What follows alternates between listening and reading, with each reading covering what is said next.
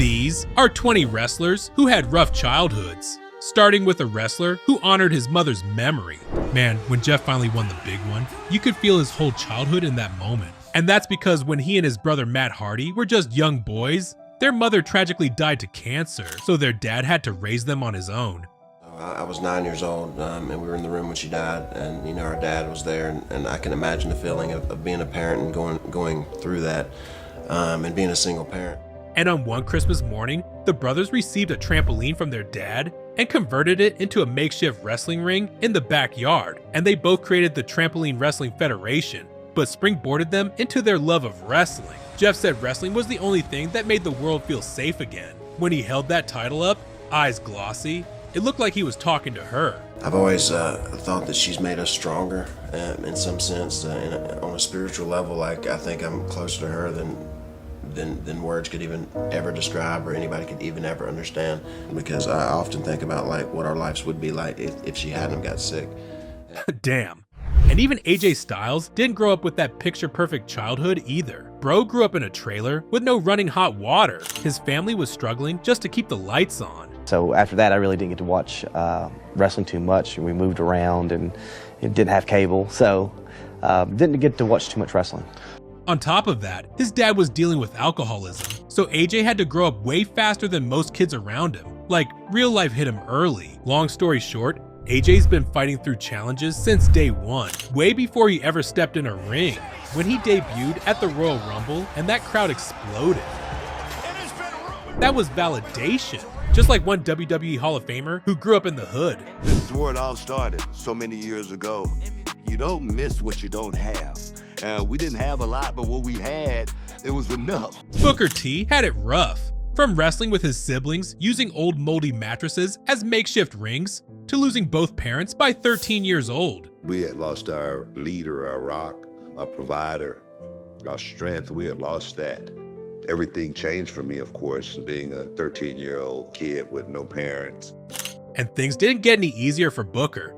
He ended up in the streets, joined the wrong crowd, and went to prison. I knew when I was doing wrong. And even all the way up until the point when I finally got caught and went to prison, I knew I was doing wrong. But Booker used wrestling to turn his life around.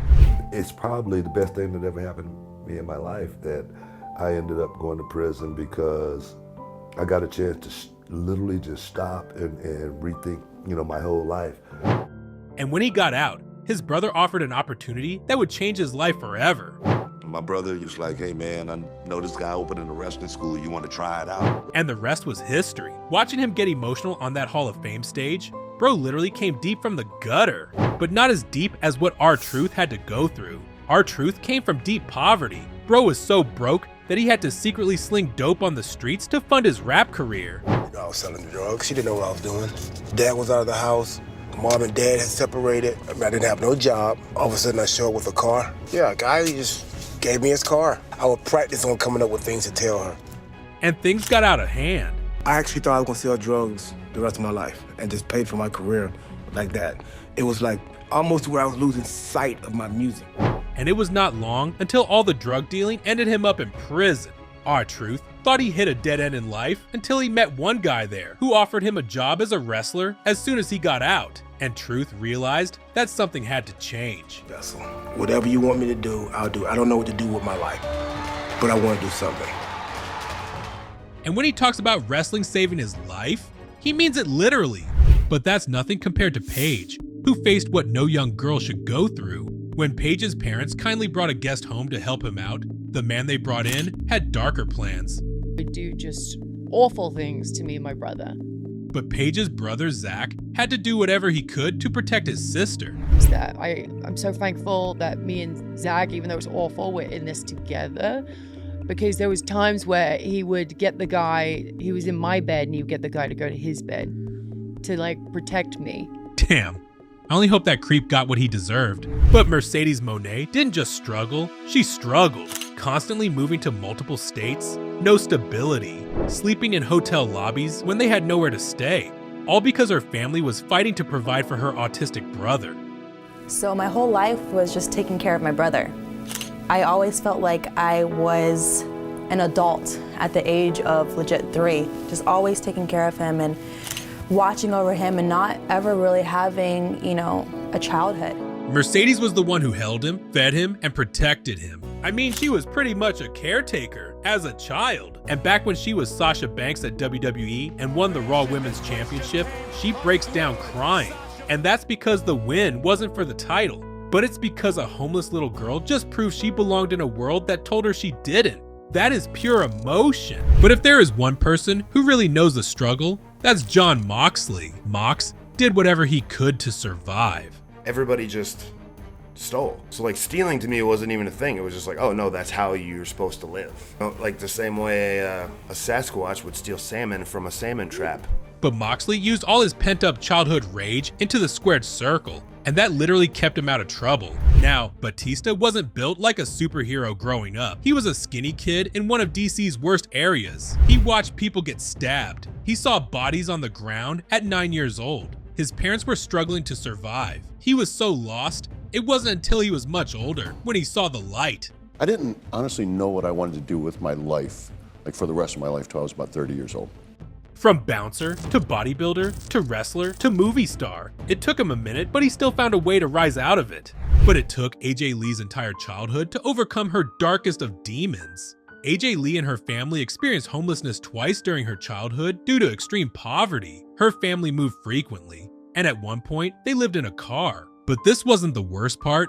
Her family's struggles with drug addiction and mental illness took a dangerous toll. My mother having a complete breakdown. We were simultaneously misdiagnosed with depression, and we were both bipolar and struggling for years and not getting the right medicine for it, the right treatment, and started to really break down at almost the exact same time.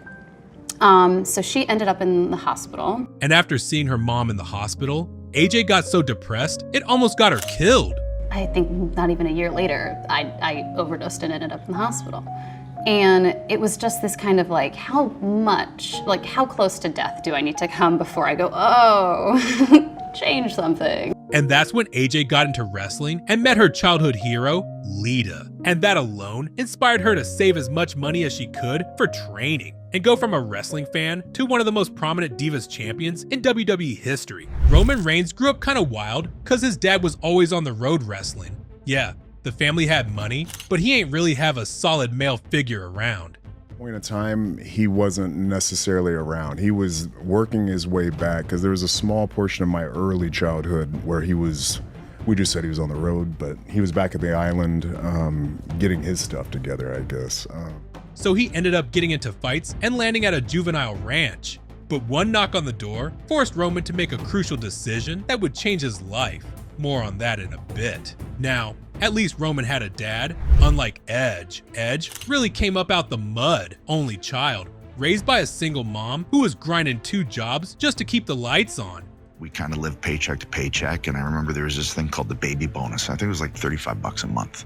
I'd go down the stairs and always look in that mailbox to see if that envelope was there, because I knew that $35 was really gonna help. Dude never even knew his dad, and money was so tight, he couldn't even play hockey, even though he loved it. Yeah, and then like I had to quit hockey. Couldn't afford it, and couldn't get to the games. But once he saw those wild, larger-than-life wrestlers on TV, yeah, that man found his calling. Wrestling grabbed him, never let go, and propelled him into the future. But there was a WWE legend who had to be a great wrestler or be disowned by his family forever. Eddie Guerrero was a second-generation wrestler, and it had its positives.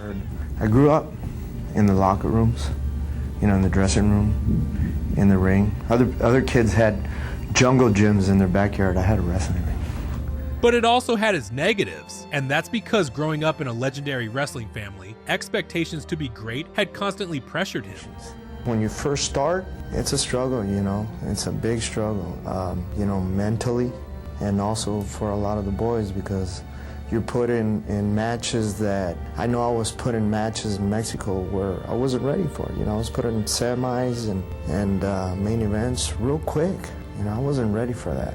It helped me in the long run, but I just wasn't ready for that right then and there. So he was never allowed to fail, never allowed to be weak. That pressure followed him into adulthood and fed the demons he fought for years. When he won the WWE Championship and cried into his mom's arms, that was every childhood burden finally breaking. And that's Eddie's mom right there! Eddie Guerrero! Wow! But even though he accomplished his wrestling dreams, he was still facing his personal nightmares and tragically lost his life due to heart failure. He was 38 years old. But Eddie was a hero to many young wrestlers like Carmelo Hayes, who almost ruined his life because he was trying to clap cheeks. When I got to high school, I was very much so focused on trying to be, the best, and I wanted to wrestle, I wanted to play football, I wanted to play baseball my first year. And I ended up, kind of just going down the wayfare of trying to chase girls and trying to hang out with the wrong people. And and I'm honest about it. I really do wish I kind of used my time, more wise in high school. I kind of was, messing around. I really wasn't taking it too serious. Okay, let's be honest. We've all been there, but I can't say the same for Jimmy and Jey Uso, who were struggling so much. They got stuck at a dead-end job. People think being part of the Anoa'i family means privilege. Nope. I mean, you saw what happened to Roman. Their mom worked multiple jobs. Their dad, Rikishi, was always on the road doing WWE shows. They grew up feeling like outsiders despite being royalty. And with nothing going for them, they ended up working as furniture movers. But one night at their home, they receive a knock on the door. He just shows up out of nowhere and he's just mad. Umaga gave them one final chance to start training for wrestling. You guys want to try this wrestling? Let's do it. I'm all for it. But I'm leaving to Houston tonight. It was 3 a.m. We had work the next day. But that didn't matter, because not only the Usos listened to him, so did Roman Reigns, who also accepted the ultimatum. Roman Reigns and the Usos are now a part of the biggest names in WWE. But there was one wrestler who grew up an outcast. At school, Mick Foley was bullied just for his crazy personality. To make matters worse, he was called ugly and mocked for just being different. So he used wrestling as an escape. He threw his body off cages because he wanted people to finally see him. And guess what? They did! Now here's what people forget. Before the fame, before the movies, The Rock was poor. Repossessed car, eviction notice, no food in the fridge, poor. His family got kicked out of their apartment in Hawaii. They had to leave their home with nothing. He came from instability, landlords banging on doors, constant moving because wrestling money was unpredictable. At 15, he got in so many fights, he was almost arrested repeatedly. Teachers gave up on him, kids feared him. But later in his life, he had high hopes of making it to the NFL, but didn't make it. So he went to the CFL and got cut. He said he felt broken, not just emotionally, but also financially. You dreamed that you were going to buy your parents a house. You dreamed that you were going to buy your first car. You dreamed that you were just going to just not be poor anymore. And I was so broke that I couldn't even afford a cab to the airport.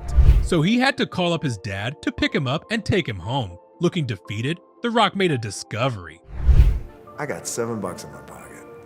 I literally have $7 in my pocket, and I got nothing else. So then I remember being in my parents' apartment at that time, and I was completely depressed every single day. Now I'm sitting at home and I got nothing to do. My phone's not ringing. A lot of my friends who I played with at University of Miami are now millionaires. They're playing in the NFL, and I got jack shit. But after looking at that $7, he promised himself to be like NBA YoungBoy and never be broke again. So he started training each and every day for his shot at the WWE, and you already know what happened after that. This bald fraud ruined the WWE, but he didn't do it alone. Triple H and TKO had their hands on why WWE sucks now. You can see why in this next video right here.